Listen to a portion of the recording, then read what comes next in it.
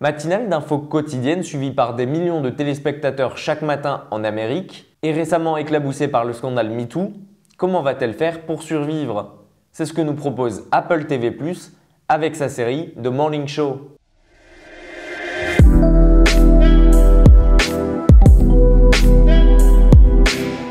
Jennifer Aniston, Reese Witherspoon ou encore Steve Carell se retrouvent au casting de la nouvelle série d'Apple, avec en plus Kerry Ehring aux commandes, qu'on connaît déjà pour avoir été derrière Bates Motel. Aujourd'hui, j'ai décidé de vous parler de The Morning Show, une série qui semble être passée pas mal inaperçue et qui pourtant s'inscrit dans l'actualité que l'on vivait encore il n'y a pas si longtemps, avec les Césars et l'affaire Roman Polanski. Mitch et Alex, duo télé le plus regardé chaque matin en Amérique, incarné par Steve Carell et Jennifer Aniston, se retrouvent éclatés suite à un scandale de harcèlement sexuel éclaboussant directement le co-présentateur phare de l'émission. La chaîne doit alors vite réagir et proposer quelque chose de nouveau afin de renouveler son image et ne pas perdre son public. Il décide donc de virer le co-présentateur afin de trouver une autre personne pour le remplacer et former ainsi un nouveau duo. C'est donc là qu'intervient Reese Witherspoon, alors simple journaliste dans une chaîne de télé locale. Elle qui vient tout récemment de se faire débarquer suite à un dérapage en direct suivi sur les réseaux sociaux. Elle se fait alors approcher par la chaîne de télé UBA pour y être interviewée pour son franc-parler qui a su faire réagir de nombreux Américains. Mais ce qu'elle ne sait pas encore, c'est qu'elle deviendra bientôt le nouveau visage phare de l'émission. En regardant The Morning Show, ce que j'ai véritablement apprécié, c'est combien la série s'investit à montrer la réalité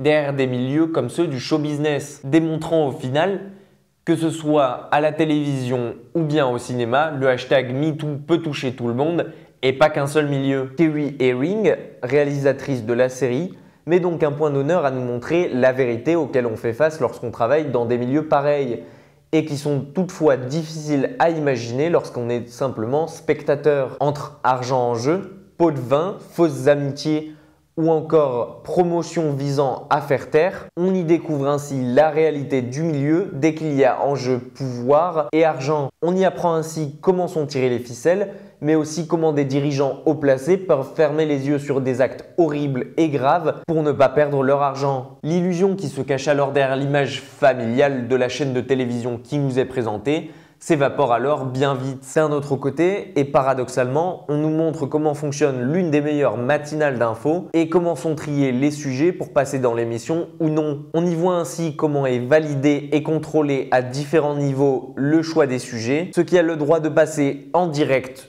ou non et lesquels il faut garder. Les infos que l'on garde alors sont choisies en fonction de ce qui est susceptible d'attirer le public, mais aussi les critiques favorables afin que celui-ci reste fidèle à l'audition. Et des sujets qui sont alors jugés sensibles ou bien polémiques ou qui pourraient entacher l'image de l'émission sont alors évités. On y voit par exemple la façon dont les chaînes évitent des sujets qui pourraient les mettre à mal, comme par exemple l'avortement qui aux États-Unis est encore un sujet très sensible, ou bien encore le réchauffement climatique qui n'était pas encore pris au sérieux.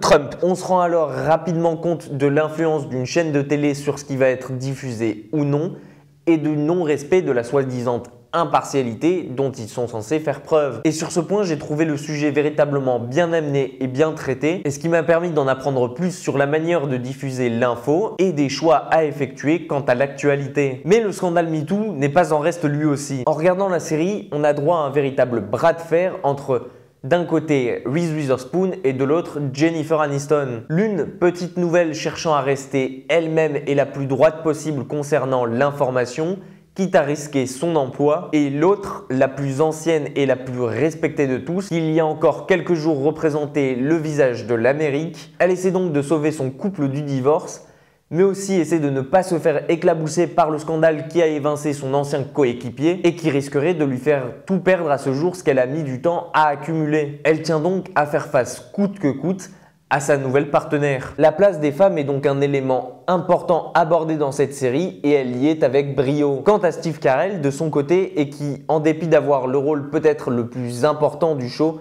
et sur lequel repose une grande partie de l'intrigue, il se voit malheureusement mal exploité. Et on devra attendre la fin du show, soit l'épisode 8 sur un total de 10, pour voir enfin son personnage se développer. Autre point important de la série, on décide de jouer la carte du réel afin de nous plonger au cœur de l'action. La série fait donc appel à plusieurs événements s'étant déroulés au cours des dernières années, comme par exemple la fusillade de Las Vegas en 2017 ou encore les incendies de Los Angeles en 2018 et en 2019. Ce fait n'est donc pas anodin et il permet de rendre le tout encore plus crédible et encore plus palpitant, comme si au final on faisait réellement face à un morning show et que chaque épisode de la série était en réalité diffusé en direct. Au final, The Morning Show, c'est une très bonne initiative et une très bonne série afin de mieux comprendre le mouvement MeToo. Et elle nous révèle ainsi les dessous sur des milieux gangrénés par l'argent dans lesquels l'humain est souvent mis de côté au profit du pouvoir. Si vous cherchez une série différente des autres, qui se veut réelle et véritablement engagée mais à la fois tout aussi explosive,